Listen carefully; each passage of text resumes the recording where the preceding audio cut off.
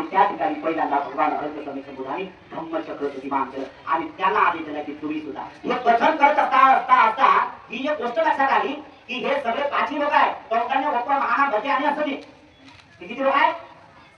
5 लोक आहेत. अश्वती सगळ्यात लहान आहे आणि सगळ्यात मोठा पण आहे कौंडण्य. कौंडण्य ऐकत असता बुद्धाचं ज्ञान ऐकता श्रोता पन्नासपुट आगामी अनागामी अनंत पद प्राप्त झाले. म्हणून त्याला म्हणतात अज्ञात कौंडण्य. त्याला अज्ञात कौंडण्य म्हणतात.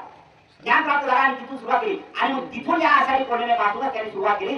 कौंडण्य हिताय कौंडण्य सुखाय लोकान कंपाय अथाय थाय सुखाय देव मनसानन ते देव करे धम्म आदि कल्याण मध्य कल्याण परिवर्तन कल्याण. बुद्धांनी 5 लोकांना आदेश देऊन टाकला की काय हा जो धम्म देशिक केला आहे, उपदेश केलेला आहे, याचं श्रवण करा आणि आता काय करा, लोकांच्या पर्यंत करा. प्रत्येक मनुष्याच्यासाठी करा आणि ते मनुष्याचाच मार्ग आपण अनुसरण्याचं काम केलं पाहिजे. बुद्ध जे येतात ते सहजासहजी जन्माला येत नाही. आपल्यातूनच बुद्ध निर्माण होतात. फक्त आपल्याला प्रयत्न करावा लागेल. तुम्ही निश्चित प्रयत्नापर्यंत पराकाष्ठा करा की तुम्हाला ते पद प्राप्त झालं पाहिजे. यासाठी बुद्ध भूमी हे केंद्र निर्माण झालेलं आहे.